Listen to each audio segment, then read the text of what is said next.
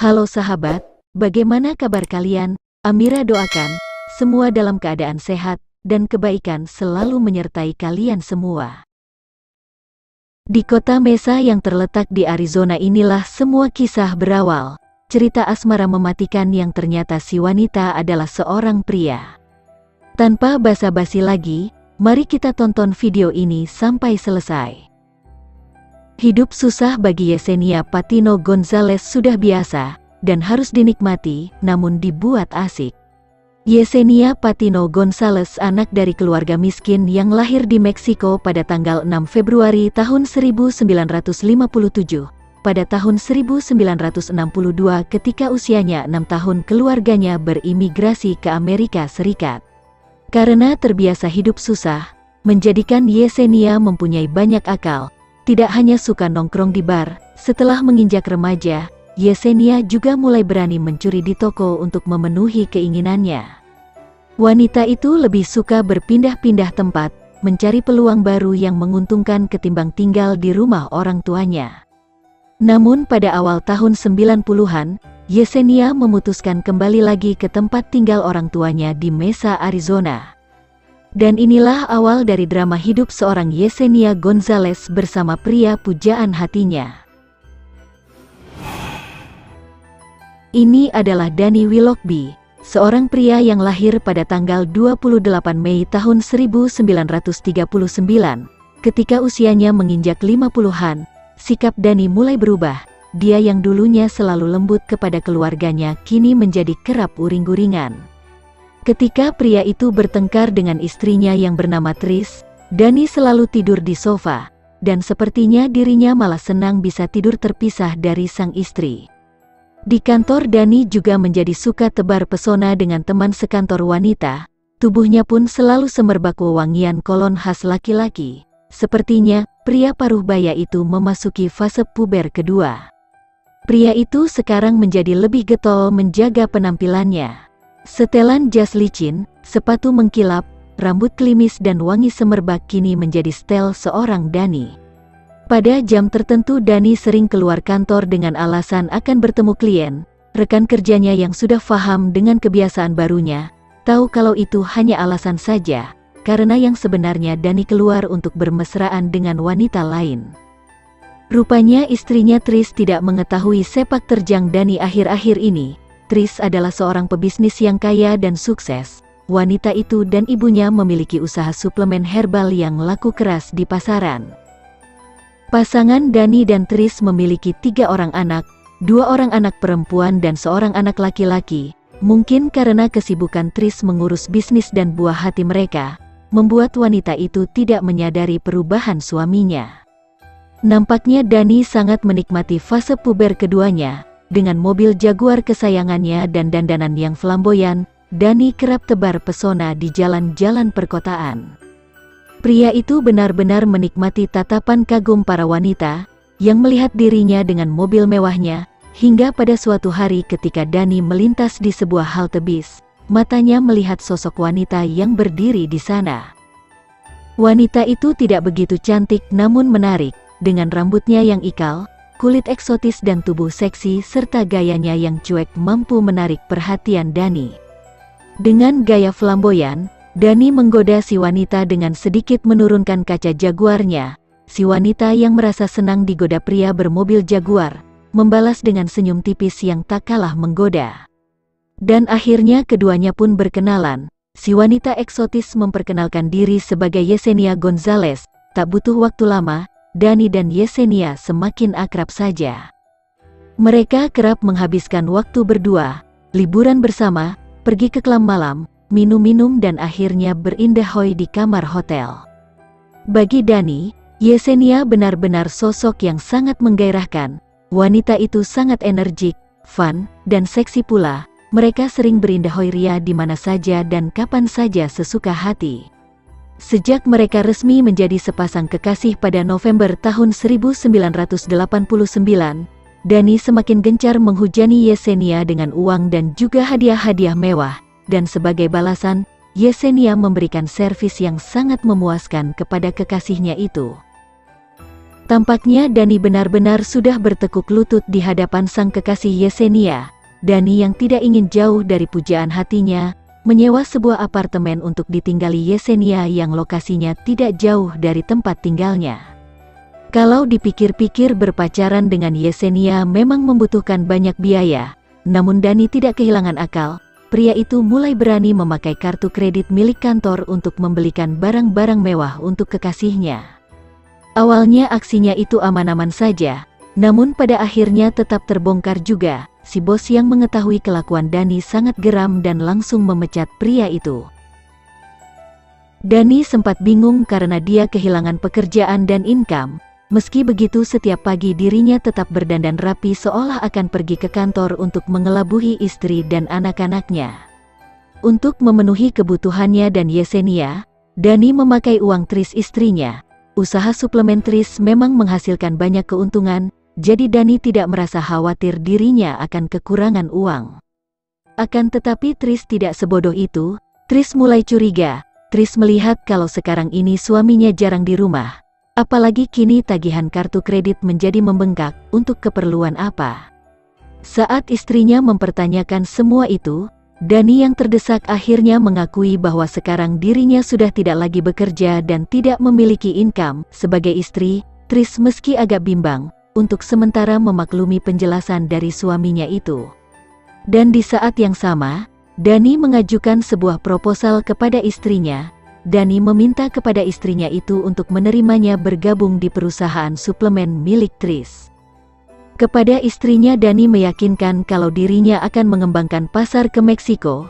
Dani bahkan mengatakan kalau kini dia sudah belajar bahasa Spanyol dan memiliki seorang guru bahasa yang berasal dari Meksiko. Dani juga berjanji akan memperkenalkan guru bahasanya itu kepada Tris.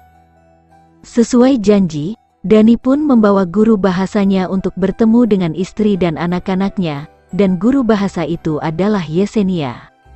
Kepada keluarganya, Dani menegaskan bahwa Yesenia adalah guru bahasa yang selama ini telah membimbingnya. Suatu hari Dani bahkan mulai nekat, mengajak ketiga anaknya yang sudah beranjak remaja ke kediaman Yesenia, sementara dirinya belajar bahasa Spanyol. Seorang anak Dani yang bernama Marcia, nampaknya mulai curiga dengan hubungan ayahnya dan sang guru bahasa yang sangat dekat. Putrinya itu menilai, kalau ayahnya memperlakukan Yesenia sangat mesra, yang hal itu bahkan tidak pernah dilihatnya ketika sang ayah di rumah. Remaja itu juga merasa heran, mengapa seorang guru bahasa selalu berpakaian rapi kala sedang mengajar ayahnya.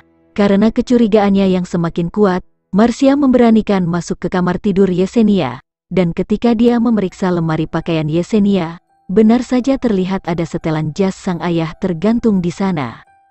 Dan ketika Marcia masuk ke dalam kamar mandi, remaja itu menemukan kolon favorit ayahnya yang tergeletak di sana, dan yang lebih mencengangkan lagi, Marcia menemukan banyak sekali kartu ucapan cinta yang dikirim ayahnya untuk Yesenia. Marcia benar-benar terkejut karena dugaannya ternyata memang benar. Setiba di rumah, Marcia langsung melaporkan kecurigaannya selama ini, dan semua temuannya di rumah sang guru bahasa kepada ibunya. Tris yang mendengar cerita anaknya melongo seakan tak percaya, namun hatinya sangat bergemuruh menahan amarah.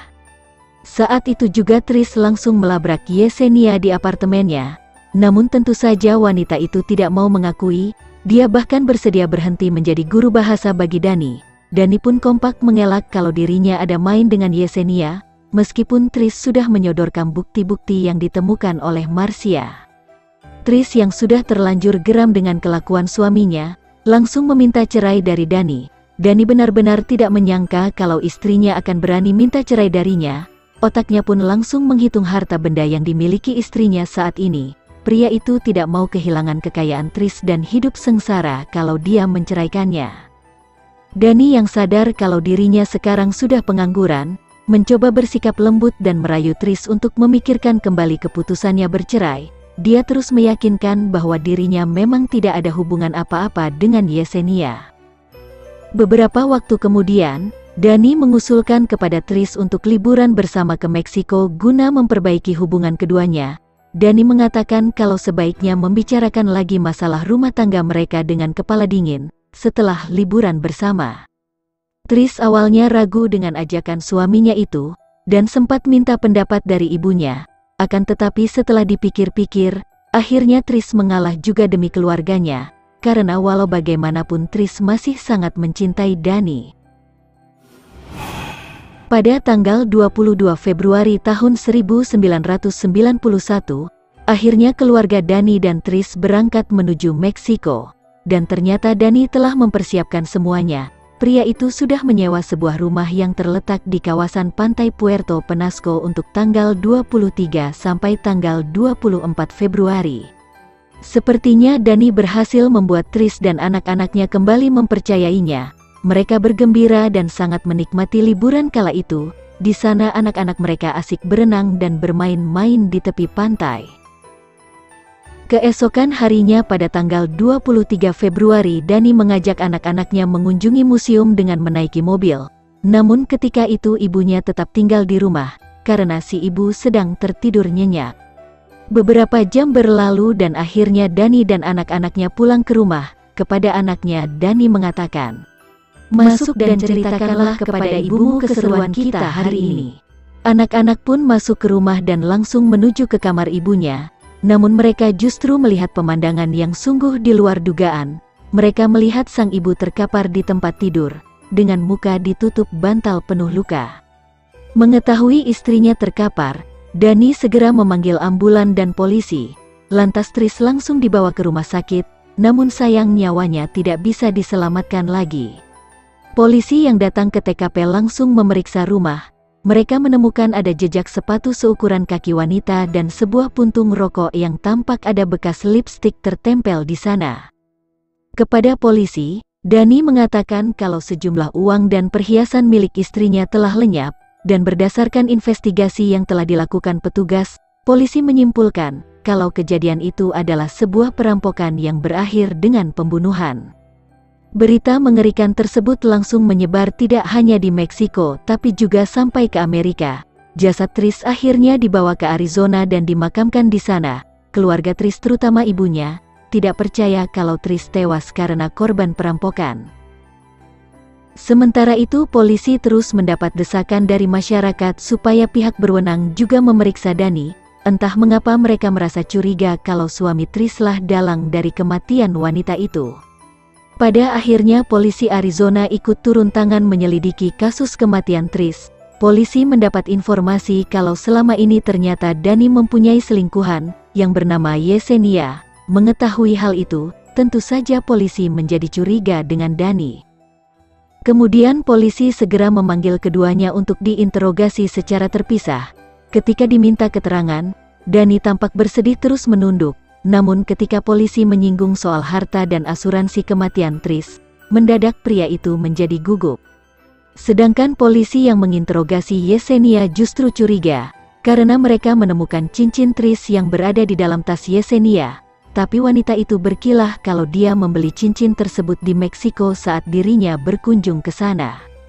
Namun yang paling aneh dan mengejutkan ketika polisi memeriksa kartu sosial security milik Yesenia, tertera sebuah nama yang berbeda di sana yaitu Alfredo Patino. Siapa Alfredo Patino ini? "Sayalah Alfredo Patino," jawab Yesenia secara mengejutkan. "Dulu saya memang seorang pria bernama Alfredo Patino." Lanjut Yesenia memberi penjelasan kepada polisi. Yesenia juga menegaskan bahwa pada tahun 1982, dia sudah melakukan operasi ganti gender, dan sekarang berganti nama menjadi Yesenia Patino.